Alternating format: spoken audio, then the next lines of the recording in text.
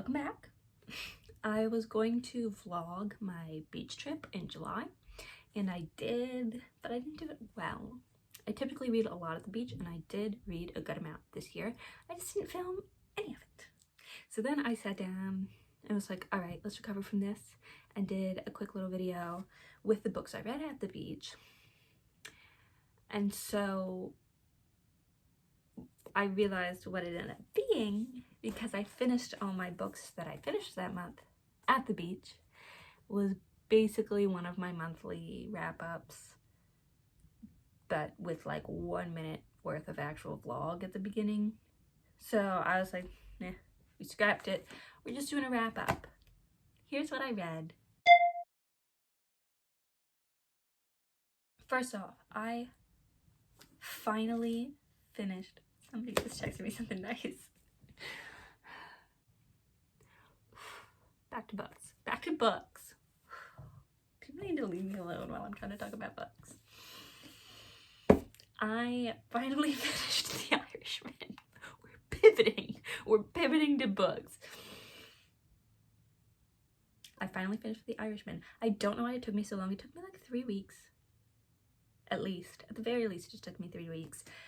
And I don't know why, because I loved it. I felt like I was devouring it. So I don't know what slowed me down or where.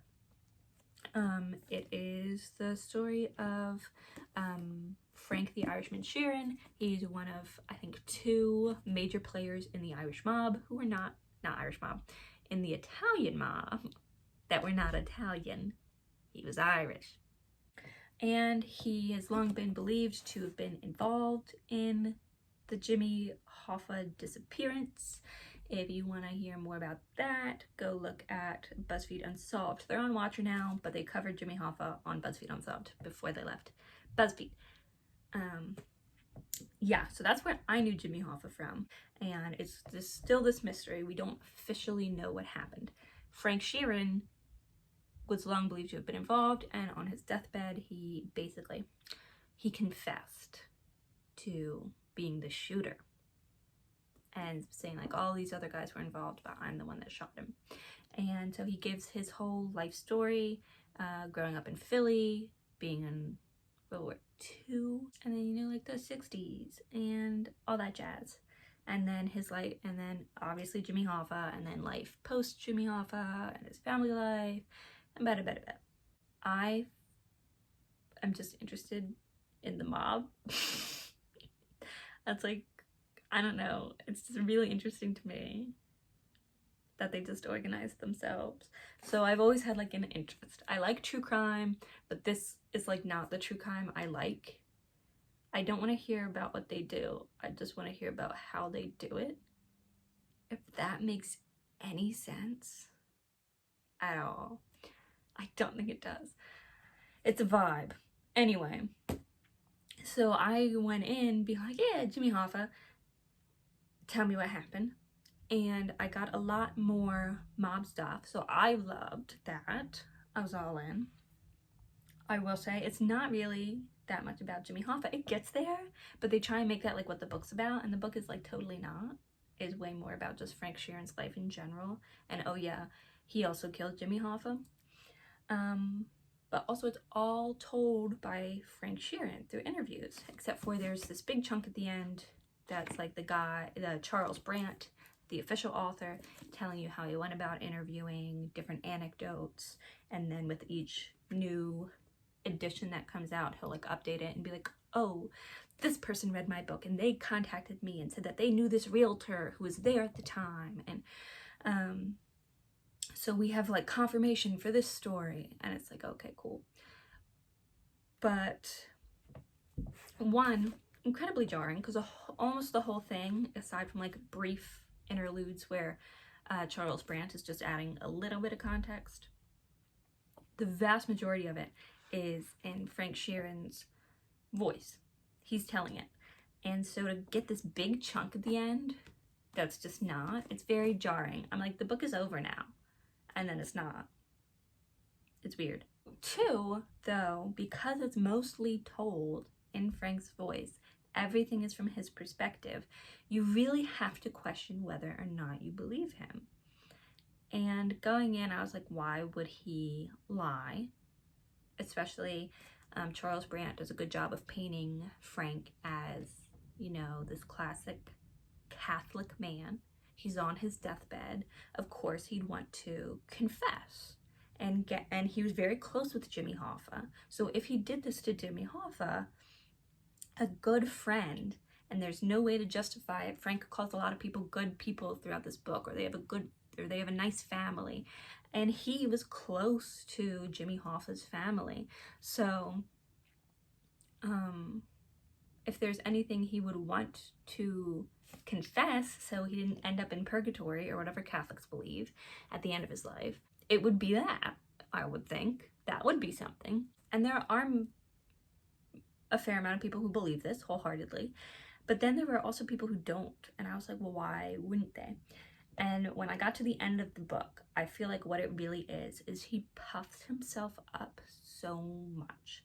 And there are subtler instances where you don't quite realize who's doing it, but then there are other instances where he'll be like, oh yeah, if I had been the driver that night instead of this guy, I wouldn't have escaped with just a shot in the shoulder.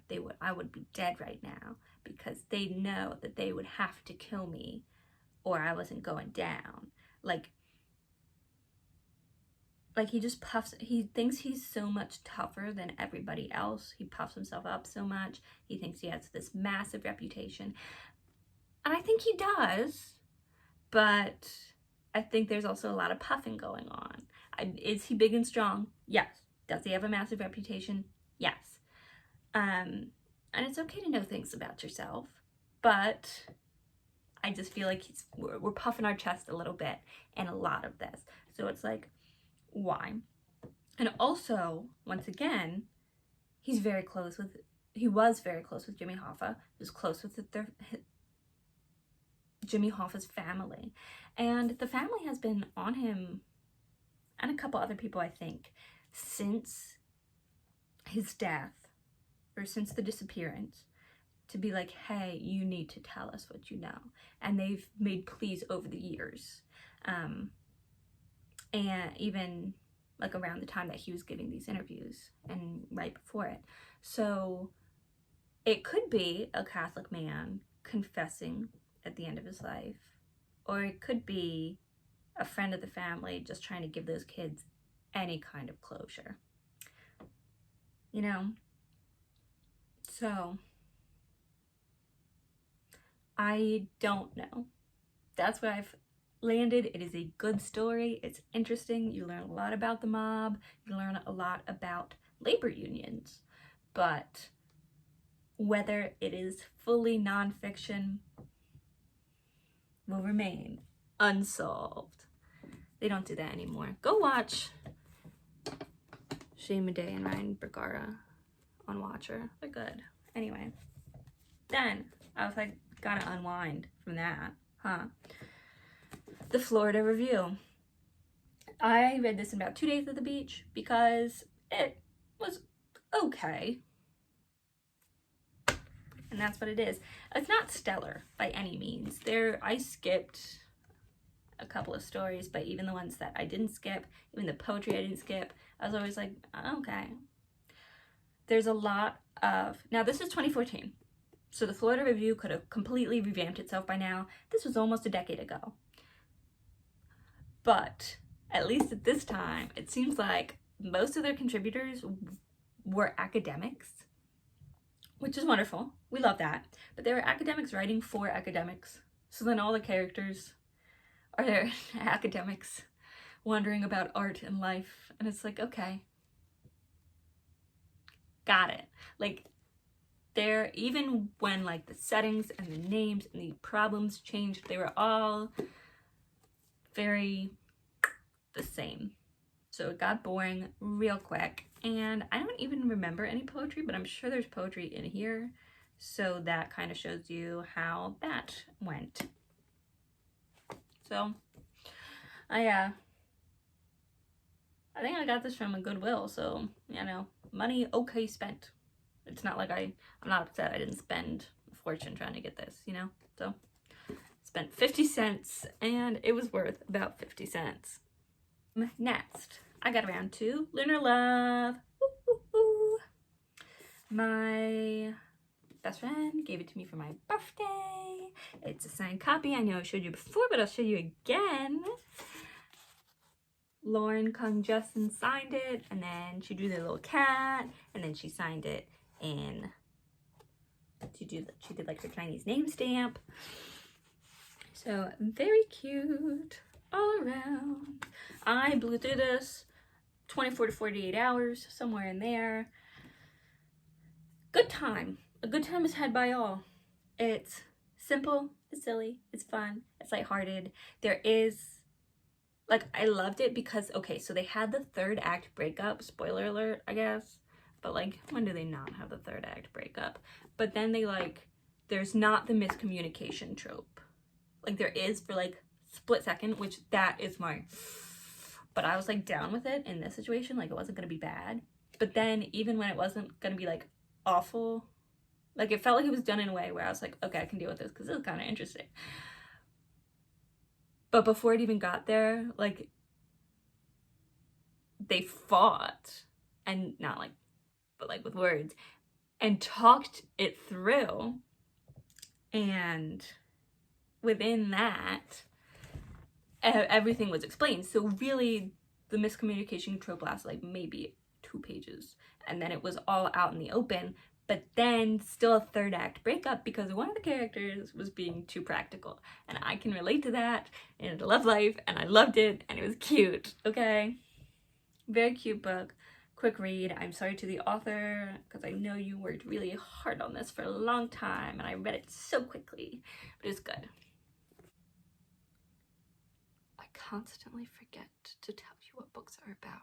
This is a classic Chinese matchmaker woman who does it by the Chinese zodiac, and a man has made an app that pairs people, a dating app that pairs people based on the Chinese zodiac, and she's like, hey, that's mine. And then they fall in love.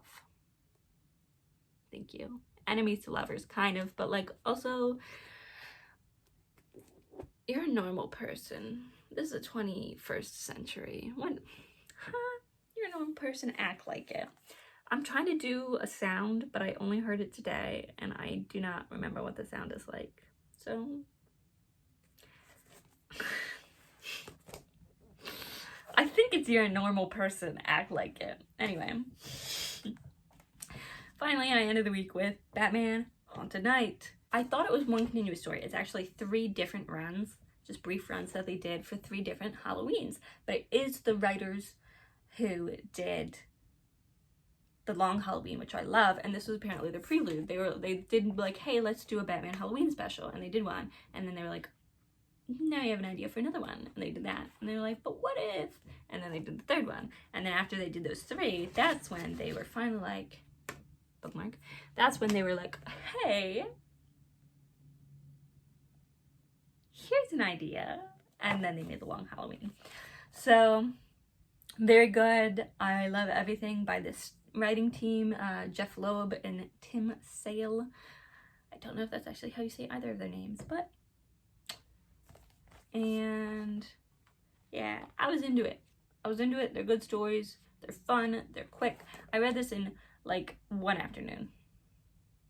I was gonna say 40 minutes, but I think that's a bit too much of a underestimation. But within 1 afternoon, I read this, and it was good. Thanks for coming to my TED Talk. I love Batman. I once again find myself in the middle of a video where the first half is what I read the previous month, and the second half is what I plan to read in the coming month, only to realize that I've not yet planned what I plan to read in the coming month. I will see you in a couple minutes for me, a couple seconds for you. Hi, welcome back. So, carryover from last month, This Idea Must Die. This was my nonfiction last month. I saved it till the end of the month because I said there's no way I'm getting through this big honking book. It's very slow going because it's short, little like individual essays. See, that starts there. It goes 2.5 pages maybe, and they're all about that length, but they're very dense, so it's slow going. And basically the idea of the book is just experts in their field sharing briefly their ideas on what ideas should die. Basically anything that they think is just flat wrong, anything that they think is holding back their field or undermining research, or just simply isn't researched enough to be as, you know, standard and canonized as it is. Those kind of things. I think it's very fun because the editor, I think I might have said this before, the editor is good, and he will put things back to back where it'll be like, we need to get rid of this theory because of this, and somebody in the very next essay will be like, we need to get rid of this theory because of this, and it just like ping pongs down the line. So good, such a good editing approach. I'm interested. And I do sometimes get a good chuckle to be like, and that's why it should die. This is actually fine. Like in the next, it amuses me. So it's good, very slow going though. So at the same time I'm also holding over War and Peace. I think I might continue to kind of read that in tandem with other books instead of on its own, just because it is an even bigger honkin' book. I finished 16% in July, so we'll see how far I can move the needle in August. So those are the 2 holdovers. Aside from that, I've only chosen 3 additional books. First off, I've chosen Darling Girl by Liz Mikulski.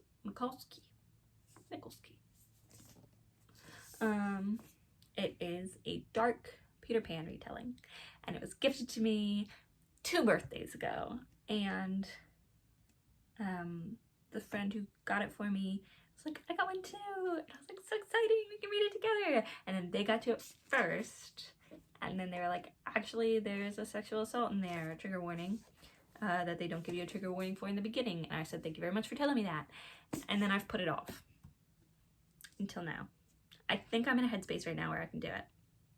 They were telling me that it's like, it's quick and you don't quite realize what's happening, and then you're like, oh, so it's not like bad, it's not like graphic, but that's one of my things.